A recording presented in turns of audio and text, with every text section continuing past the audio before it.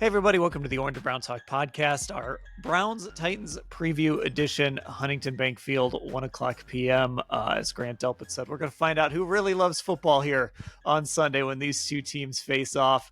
Not a ton of people may be watching this football game, but there are certainly some things to watch, and we're going to tell you what they are here to kick things off.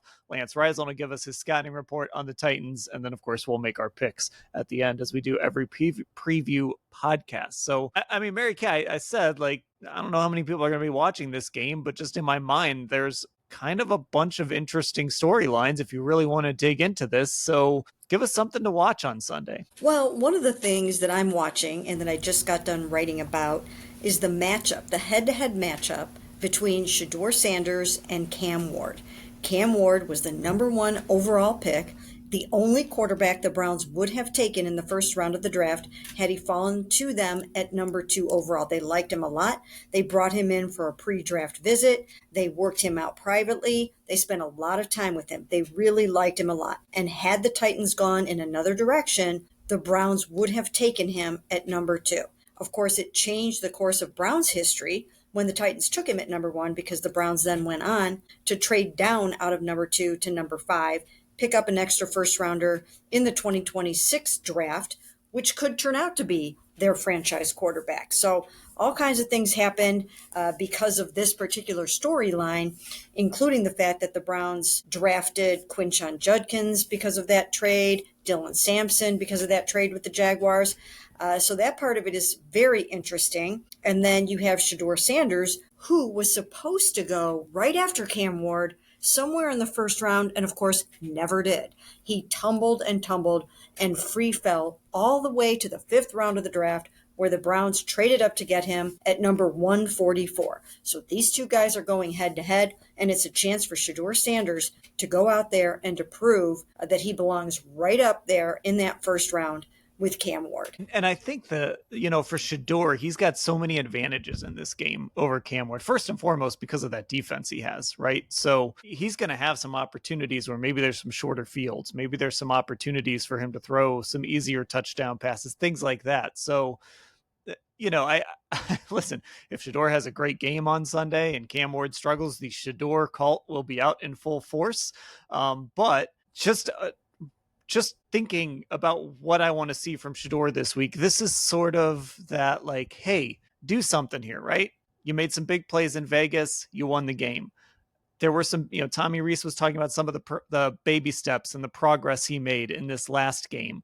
So now can you build on that? Can you make some of those easy throws that you missed, right? Can you read it? Can you just read it and let it rip to Jerry Jeudy a couple of times? I think, Ashley, there is a possibility that just because of the circumstances and the advantages that he'll have in this game, that Shedeur Sanders absolutely could look better than Cam Ward. And I don't know if that's going to tell us anything long term, but Browns fans deserve it. They deserve to see at least Shedeur Sanders show some signs that he should be in the discussion for this team at quarterback moving forward. They do. And look, I think what you said there, this idea for me that I keep sticking to is I think this Browns defense is going to be able to put Shedeur and this offense in some really good positions. Now, Shedeur is going to have to take advantage of those positions. He's going to have to make some plays like he made on that touchdown to Harold Fannin on Sunday against the 49ers. But this Titans defense is ranked 24th overall in terms of total yards allowed, and this Browns defense is ranked 2nd. That,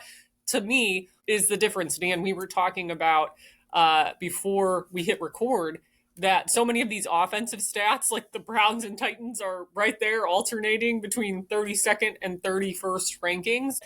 The defense, Shedeur and this offense need to just use it to their advantage. They are going up against a weaker defense than what they see in practice, and they have a defense that I think is going to give them positive field position on Sunday. And Mary Kay, I think one of the things too, just to add on to this, is, I feel like we've discussed this. Shedeur's like a gamer, right? He's got this reputation as a guy that can kind of rise up in the moment. And so maybe, to your point, There's got to be something in the back of his mind that, he's probably getting reminded. I don't know by whom. I don't know if it's somebody in that building. I don't know if it's, his dad. I don't know if it's his brothers. Somebody out there is probably saying like, hey, the Titans didn't take you at number one. They didn't want you. You know, obviously the Browns could have taken him at number two. That didn't happen. We won't mention that with the chip on his shoulder thing. But to your point, he wants to prove that the league was wrong, that he should have been a first round pick. He should have been more than a fifth round pick. And it's kind of rare that we get this opportunity to see, this situation where a guy like Shedeur fell like he did. And now he's going against the guy who was the number one overall pick, who for a lot of the draft process was being talked about kind of right in the same sentence with him. Right. And these guys have both downplayed it. And of course, they would do that, especially Shedeur. He's basically saying this doesn't mean anything to me, any other than just going up against another opponent and going out and trying to win a football game. But I'm sure there will be a little bit of something in the back of his mind about going up against Cam Ward. They worked out together tirelessly in the pre-draft process. They were together a ton. They're very good friends. Now, they haven't spoken since the season began, but they are friends, and they have a nice sort of friendly, heated rivalry that goes on. And I do think that it means something to both of them to go out there and show out really well and to put their best foot forward and prove some things. In Tennessee, you've got people calling for the Titans, who now own the number one pick again, to draft another quarterback and to give up on him.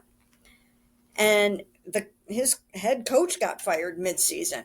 And then here, Shedeur Sanders is trying to prove that the Browns don't need to draft that quarterback in the first round of the 2026 draft. So I think both of these guys have something to prove to their organizations and also just to the whole football world. So I think there's something on the line for them here. Okay. Ashley, why don't you give us something else to watch here in this football game? Well, I'm going to go with the other softball storyline this week that we already talked about earlier in the week, but it's worth noting again, and is Myles Garrett going to break the NFL single season sack record this weekend? Because he has a chance to. It's crazy that we're saying that because he's at 19. He needs 4 more to beat the 22.5 record that was set by Michael Strahan and matched by TJ Watt.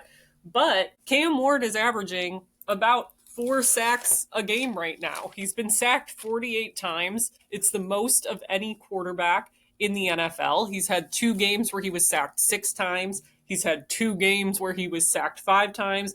And he's had 4 sack games. Every game he's been sacked at least twice. So there's going to be opportunity. And I think the fact that we are 2 weeks removed from the 10-sack game by this defense going against Geno Smith and the Raiders, that's something. I mean, this Browns team could break the franchise record of 11 sacks in a game this week as well. So I think the opportunity is going to be there. We've been asking people about it all week. Of course, no one wants to say much. No one wants to give that bulletin board material. But, I mean, it's feasible that Myles Garrett breaks this record this weekend for sure. It is. Of all the ways that we're going to sit here and try and look back on this season from Myles and try to figure out exactly how to put in perspective what he's done, there's obviously this idea that it's December 4th and he could break this record either this week or next week, right? Like it's insane that we're this early in the season still, and that record could get broken soon. I mean, Michael Strahan needed Brett Favre to fall down, and I think it was the last game of the season. TJ Watt, I don't remember if it was the game before the last game, but it usually goes all the way to the end of the year. So that's part of it. But I think the other thing, Mary Kay, is like we're sitting here 2-3 days before this football game, and we're just kind of really casually saying, yeah, Myles will get 4 sacks on Sunday and break this record. And nobody's like calling us out and being like, you're crazy. You're predicting a 4-sack game for this guy. It's just, it feels so normal. And I think that sums up sort of what we've been watching from Myles Garrett, especially over the last, month and a half. Right. And the only way that won't happen is if they commit an amazing amount of resources to him to prevent it from happening. And even then, it will be difficult for it not to happen against them. They will basically have to triple team him because the Browns will move him around and do whatever they can to get him this record. They know that he's getting this record. He knows he's getting this record. Everyone knows it. And it's just a matter of when and will he be able to pull it off Sunday at the stadium. He wants it to be, I'm sure, at home more so than anything, and he wants it to be in a victory. And this is going to be a victory. It's just a matter of, whether or not he can get all 4 of these sacks in this particular game. He's certainly going to be trying. And the only way Cam Ward could really prevent it, I think, is by getting rid of the ball very, very quickly. I really don't know what kind of an answer they would have for this because I think the Browns defense is going to be dominant in this game. I don't think these guys stand any kind of a chance. I think in addition to Cam Ward being sacked that league high 48 times, he has lost 6 of his 9 fumbles. That's a lot. Jim Schwartz brought that up today, that he doesn't want these guys just getting sacks. He wants the strips in this game. He wants this to be a decisive victory on the lakefront, at home, in front of the home crowd. And I think it's going to be that. I think it's going to be a very long afternoon for Cam Ward. And I think Myles will be the beneficiary of that. I've got to imagine that the message this week for these guys is if you just do your job, if you just do everything you're supposed to do during the week and you show up on Sunday and you do everything right, maybe they're not saying this out loud, but I'm sure the implication is like, hey, this can look a lot like that Vegas game. Like this can get to a point where everybody is out there chasing these sacks and chasing these numbers. And Myles is going to hear that and his eyes are going to light up because he's going to have that opportunity to, like you said, Mary Kay, do it in a win, do it at home.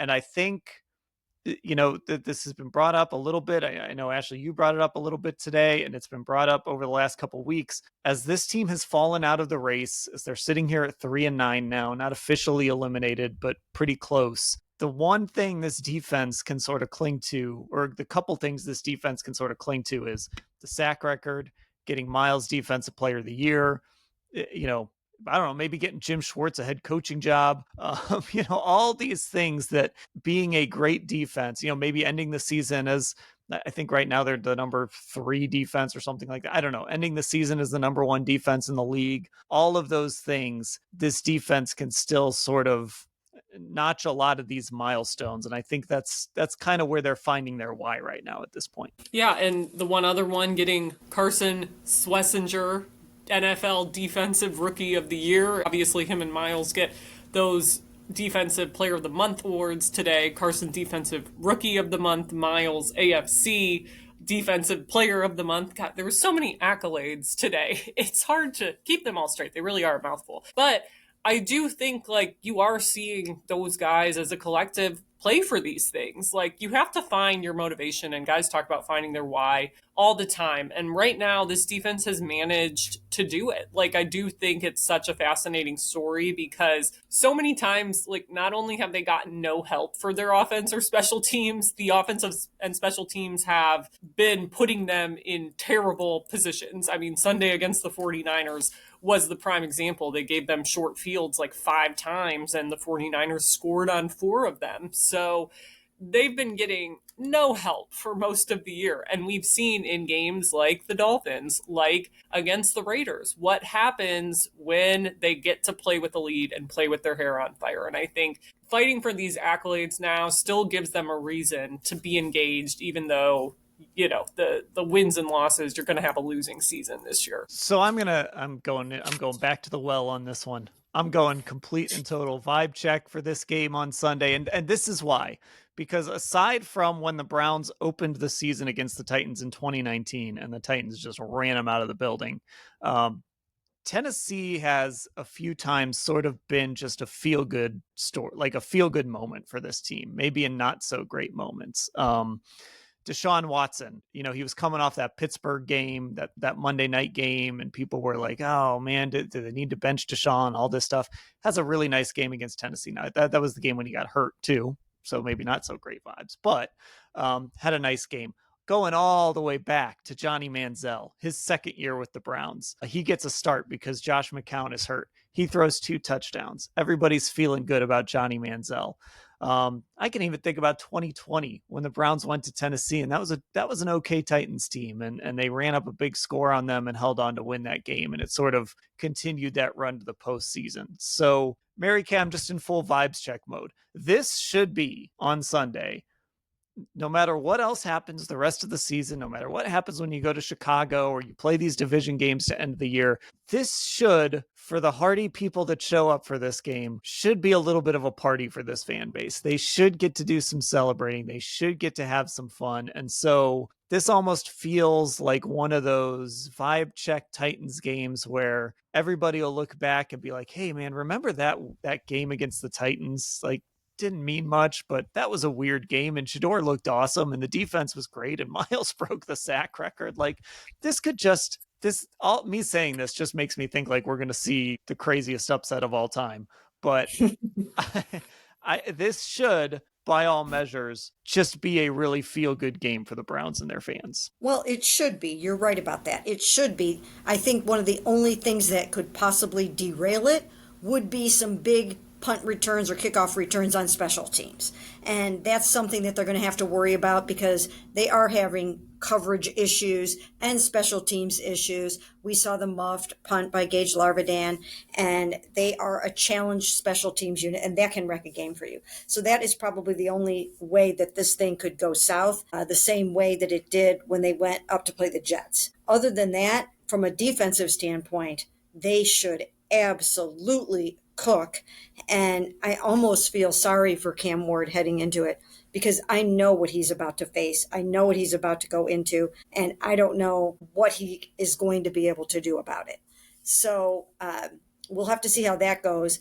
And then on the other side of the ball, you have Jeffrey Simmons, who is going to be sort of the guy that you circle in red, and you know you got to stop him and take him out of the game so that he does not wreck the game for you on their side of the ball for Shedeur Sanders. And then a couple other things to consider when we're talking about the vibe check is this is the first game without Malik Collins, and Malik has been a big part of the engine that makes that defensive line go. So I'm curious to see. Now, as he is exiting the lineup, you've got Mason Graham coming on really strong and playing really, really well. So I think they'll be totally fine without Malik, but they do have some injuries on the D-line right now, including Isaiah McGuire is banged up, and then you've got Alex Wright just coming back off of a quad. So some of your best defensive linemen are either not playing in this game or a little bit dinged up in this game. They are deep enough, I think, to overcome it, but I'm curious to see how that is going to look. And then on the other side of the ball, you've got Wyatt Teller out for this game. And once again, you've got a Jeffrey Simmons coming at you from the other side of the ball. So there are a few little things like that to take notice of. Well, yeah, and look, we see it all the time. We saw it a few weeks ago when this team played the Jets. You know, you can go into a game and think, you know, this team is just better. This team, you know, whatever. We've seen it with this team in other seasons. These are still NFL players on the other side. So these are still and the gap between good and bad in the NFL is not really that big. And so the gap between, you know, bad and really bad is certainly not that big. So if the Browns, basically if somebody inside that Browns building just gave the speech I gave, then that's how you go lose this football game. But as long as they take care of their business, as long as they understand the ways they can lose and just do the things to prevent that from happening, that's how this turns into that kind of one last party at the lakefront this year for this football team and these fans. And Ashley, I know we always talk about it, like winning or losing, we're going to do our job either way, but it is a little more interesting when we can squeeze out another win or two as the season kind of goes along. It is more interesting, and I think guys are just obviously more willing to talk to you. I mean, there's going to be good stories out of that locker room if Myles breaks that record this week or if he's close, you know. So, yeah, they should win. Like, for me, it also comes down to kind of what Mary and Kay said. Like, you just can't make those catastrophic special teams mistakes that you made against the Jets, because in theory, they should have won that game. Like, we all picked them to win that game. I don't know that anyone picked them to lose that game, quite honestly, but you have to avoid those sorts of game-changing mistakes. And you just can't bank on it with this team right now, which is unfortunate. I mean, the bottom of the roster is what it is, but you're going to have a game like you did against the Raiders where you're actually taking advantage in those moments against a not so good football team. Okay, we're going to take a break here on our preview podcast. When we come back, Lance Reisland will give us his scouting report. Then Mary Kay and Ashley are going to rejoin me, and we'll make our picks for Sunday's game. Welcome back to the Orange and Brown Talk podcast. Our preview edition continues here. Browns Titans on Sunday at 1. We welcome on, as we do every week, Lance Reisland. Lance, how are you? I'm doing very well, Dan. How are you tonight, buddy? Doing well. Getting ready for this scintillating football game on Sunday in the cold at Huntington Bank Field. Even Grant Delpit today said, "Don't think there's going to be a lot of people watching this game, so we're going to find out who really loves football." So there we go, Lance. This is the Who Really Loves Football Bowl. Well, I was gonna say, you know what? I enjoyed the breakdown. I enjoy watching Cam Ward. I enjoy watching. I'm with Grant. I like it. I always think it. My dad always told me every game's an opportunity, and you only have so many. So whether you're playing, coaching, analyzing like we are, I always look at it like, I prepare the same as if it was week one. As to now, because that's the way you should. Now, hopefully that's the way the Browns are looking at it as well. Well, I'll tell you this. I will certainly miss a game like this when I'm watching Fernando Mendoza's, 14th game of the season for the 8th time this offseason. So sometimes you got to see something fresh and new. I was going to say, we'll have that name on our tongue probably for about 4.5 months. All right, well, let's get to it then. Let's talk about Cam Ward. You mentioned him. He's obviously the guy that I think most Browns fans are interested in. I know it's been a little bit of a rocky season for him. He's been sacked 48 times, has had some ball security issues. But what are you seeing, from Cam Ward, who, at least for me personally, I thought he became my clear number one in this draft. Now, obviously, we've talked about this quarterback class and all of that, but what have you seen from Cam in his rookie year? Well, I took some notes. The notes I just sent you are, Cam is an interesting guy. So he can make all the throws, and there's a lot of wow moments. There's wow moments when his feet get set. The problem is he hasn't had a lot of pass protection. In fact, they're terrible at pass protection. They haven't had much of a run game, even though I really like Tony Pollard. You and I like Tajay Spears when he came out of Tulane. So they have a lot of pieces. Up front, they've really struggled. Left tackle, has been a tremendous struggle, but he's done some really good. But the notes I took, watching 4 games is arm strength is incredible at times. Just the whip is incredible. His ability to release the ball from multiple angles, slants, digs, timing routes, he's really good at. He's had a much steadier base over the last 4 weeks. So early on, he really struggled with just being off balance all the time and always being arm talent, which in the NFL you don't get away with as much.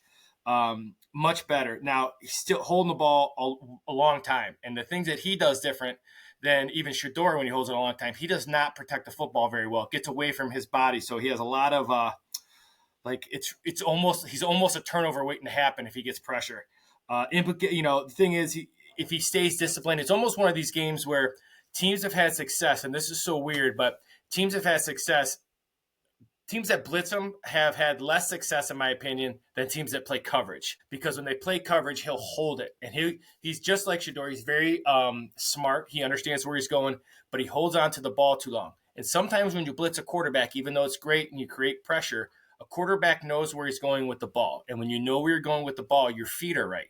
Because it doesn't mean you're always going to complete it, but your feet are right. And sometimes when you make a quarterback, especially a young quarterback, go to multiple progressions across the field, their feet have to come with them, and then they hold the ball too long. So sometimes zone 4-man pressure is what kills Cam Ward the most. And when you watch film, even though they give up a ton of sacks, a lot of them are on him. And sometimes when you blitz him, he's super athletic and makes a great throw instinctually. So that's what I see at him, And then like you and I when we did our breakdown, there's just some wow kind of throws every once in a while that kind of probably get people excited. Yeah, and to me, this feels like one of those situations that we've seen this with some young quarterbacks.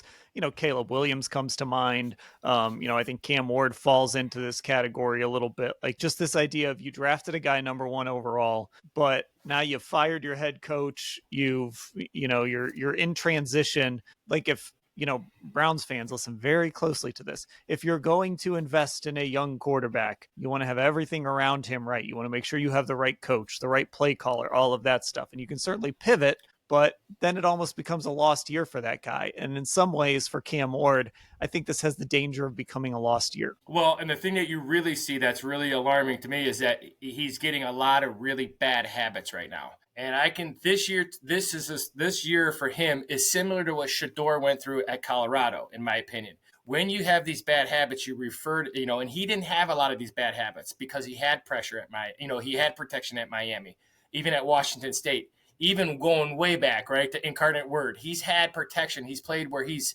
been the focal point, but wasn't the total focal point. So the bad habits that Shedeur, Colorado, drifting, active feet, not real good in the pocket, blah, blah, blah. That's what he's getting. So you worry about that. So the lost year to me is now you have to unlearn your habits, right? You have to now quit smoking if you start smoking. That's hard to do. So I see that as well. And I like some of the pieces. I've always liked Tony Pollard. I liked him when he was with Dallas. Okoronkwo, I really like. So they have some pieces. They just have. They haven't been able to put it together, and he's getting some really bad habits right now. He's way off on some throws. There's some wow moments, but there's some 10-yard A to B throws that are launched. So he's having some trouble. Could this feel like the Las Vegas game in some ways for this defensive line? Yeah, inside, Cushenberry's a guy. Larnum's a guy. These guys struggle lateral movement more than anybody. Similar to the Raiders. They're going to have to chip. Their tackles have absolutely no chance against Myles, so they're going to have to do some different things. Inside, they don't move well laterally, so that's going to be a problem too. So even though, again, I would say they would not be as bad in sacks if he doesn't hold it too long. If he holds it long this week, I say this without hesitation, and I say it with not being facetious here. Myles could break the record if they don't change what they're doing going in this game, which is sometimes hard because, the hay's in the barn at this point in the season. You can tweak some stuff, but it's hard to get, if you're getting 5 receivers out, it's hard to go to 4 receivers because then it doesn't give you the spacing you need in the pass game. So it's going to be very interesting because some of the things they're very successful with are an empty. That's not going to work this week if he holds the ball. They just can't pass protect. All right, let's look at that defensive side of the ball. We know about Jeffrey Simmons, a guy who in an alternate universe could have been a Cleveland Brown. What does Tennessee do well? What can Tennessee do to disrupt the Browns? It seems like the Browns are going to be able to run the football on this football team. I would imagine this defense can maybe give them some short fields. Is this a defense that could maybe, if they can control some of that pressure, is this a team and a defense that Shedeur Sanders can maybe take some real positive steps against? Well, we're going to see, because I like Simmons, but I like Terazio Sweat. And, the great thing about what we do now is that you and I and Tim, we get to break these guys down so much as they get into their first, second year, you kind of know what they can do. So Simmons is really good, but Sweat is one of these guys. He's big for an NFL guy. He's 6'4", 6'5". He's pushing 400 pounds.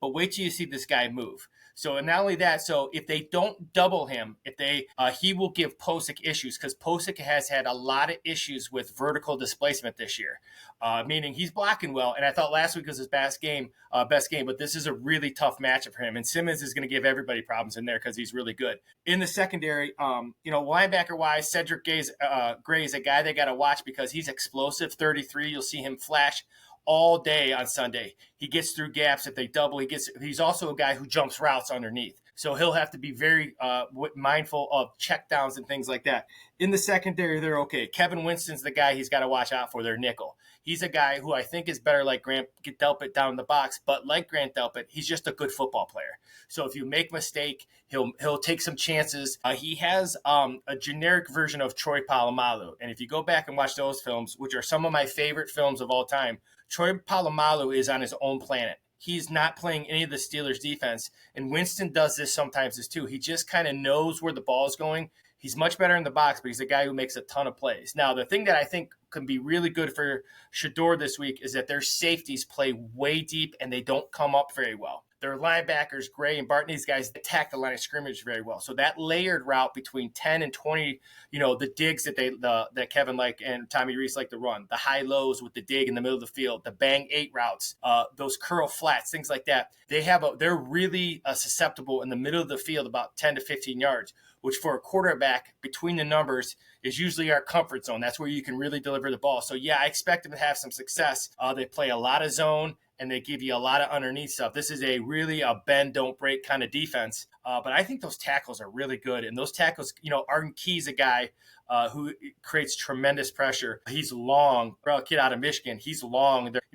That odd front kind of where they're 6'4", 6'5", about 245, 250, really long arms, rush the passer, drops. They have some athletes, they have some pieces. So you have to be, it's one of those defenses too, Dan, if they get hot and they get emotional. So they got to run the ball and they got to kind of take the air out of it a little bit to kind of beat these guys down because they will give in. Now, one of the ways maybe the Titans pull an upset in this game is an area where the Browns have struggled immensely, and that is special teams. So before we get to your pick, we got to talk about this kid, Chimere DK. Electric best in the return game. Best punt returner. So there's a couple things. It's funny you say that. So one of my keys that I'm going to put out tonight, my sixth key is punt team. Because not only is he incredibly explosive, he's fearless. And that's kind of what happens with kick returners. You have to get through that first wave. And if you look at the best punt returners and kick returners, they get vertical first before they do anything. He is as good as I've watched in the 4 or 5 years that you and I have been working together. When you watch those special teams, the good punt returners get vertical. He gets vertical as fast as he can. Now, I will text you with this in all caps on Sunday, but the Titans come after the punt. And what the Titans are doing very well right now, in my opinion, is that they're not great on offense. They're not great on defense, but they're doing what I love because I've been there before. They're winning on special teams. And they're kick returning, they're punt, they're covering well, they're punting well, but they come after punts. They almost got 4 of the Jaguars' punts last week, and they were so close. They got called for a couple roughings, but I don't think they care. And I think as a coach, when I look back at it, it reminds me of kind of what I was doing. You're trying to manufacture wins. You're trying to manufacture chunk plays. You're trying to do whatever you can. And if you don't have the pieces and parts on the offense and defense, special teams is where you can go. And we all know, that's the best stat in football. If you block a punt, you win over 80% of the time, high school, college, or pro. So they're trying to block punts. That's where the Browns, that's where they've had, that's worrisome to me.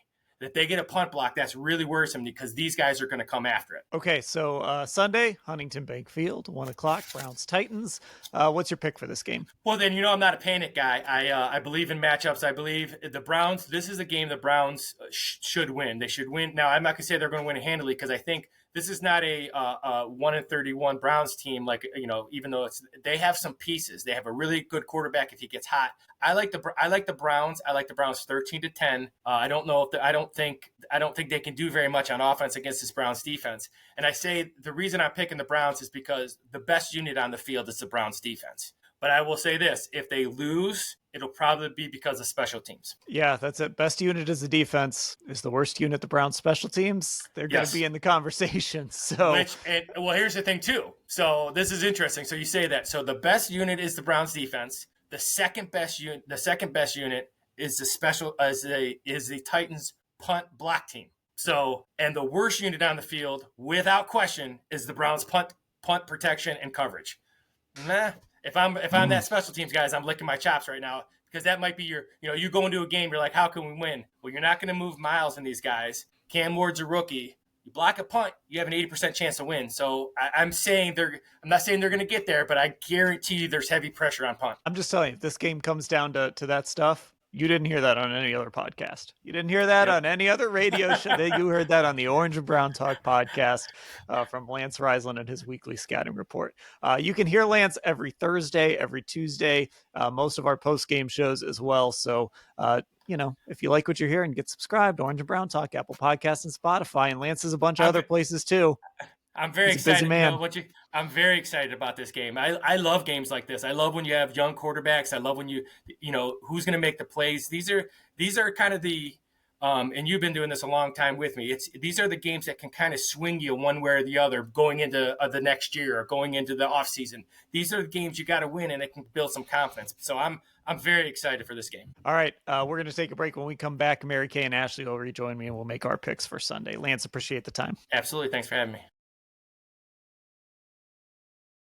Back on the Orange and Brown Talk podcast. Thanks to Lance for that scouting report. All right, let's get to it. It is that time of the week. We're going to make our picks. This is just becoming a tradition where I have no idea. I mean, I know who I'm going to pick. I just haven't thought up a score yet. So I'm going to buy some time here, and I'm going to say, Ashley, what's your pick for Sunday's game between the Browns and Titans? So I'm going with the premise that this is essentially going to be a run it back like you did against the Las Vegas Raiders. And actually, I'm going to get rid of the suspense and I'm going to make my score the same score it was for that game. I'm going Browns 24-10. I think they're going to win by multiple scores as long as they don't make multiple big mistakes, as long as this defense does what it's supposed to do. And I think it's going to. I think, we talked about Malik Collins in the first segment. I think they're going to have guys step up in his place. Mason Graham's been playing really well.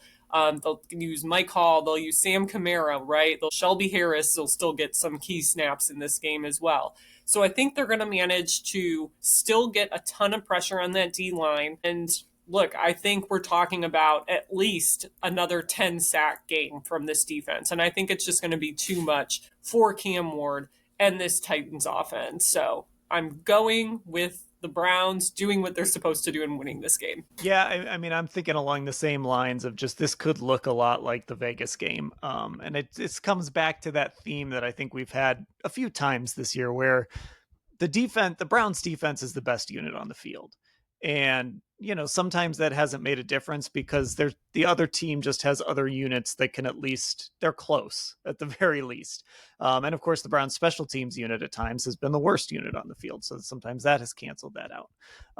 But I think the difference this week is just so overwhelming that I feel like this is going to look a little bit like the Vegas game. It could look like the Dolphins game. That was back before the Dolphins kind of started to turn things around a little bit. It's hard for me to see how the Titans are going to be able to really function against this defense. I think we might see a defensive touchdown in this game, similar to what we saw against the Dolphins. Maybe Myles breaks the record on a strip sack score. That would be a great story, right? So I think the Browns are going to win this game fairly handily. I won't pick your score, Ashley. I won't take that Raiders score, but I think it's going to look very similar. I'm going to go Browns 27, Titans. Let's go Titans 6. Mary Kay, what do you want to pick for this game? Wow, that'll be very interesting to see if the Browns can score 27 points. And because of their defense, they probably can. I think they're going to get set up with really, really nice field position. This could be a 4-takeaway game. I mean, this really could be a 4-takeaway game. So I really wouldn't be surprised if that happens. I do think the Browns are going to win. I think it's just a matter of what the score is.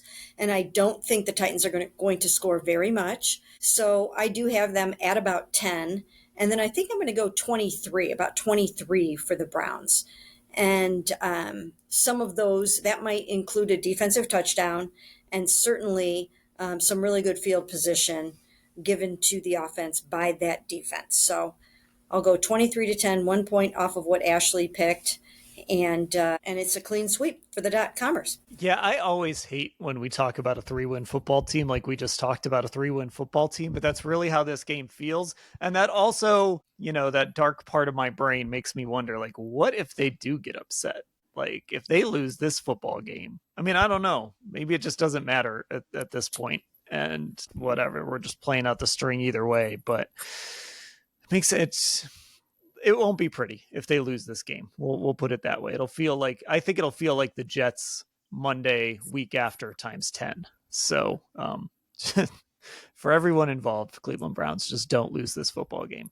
That will do it for this edition of the Orange and Brown Talk podcast. Find us on YouTube. Our YouTube channel is Cleveland Browns on cleveland.com. If you're not subscribed on Apple Podcasts and Spotify, get subscribed. Just look for the Orange and Brown Talk podcast there or wherever you listen to your pods. Football Insider, that's cleveland.com/Browns, the blue banner at the top of the page. And of course, our socials, Orange and Brown Talk on Instagram, Orange Brown Talk on Twitter. For Lance, Mary Kay, Ashley, I'm Dan. Thanks for listening, everybody.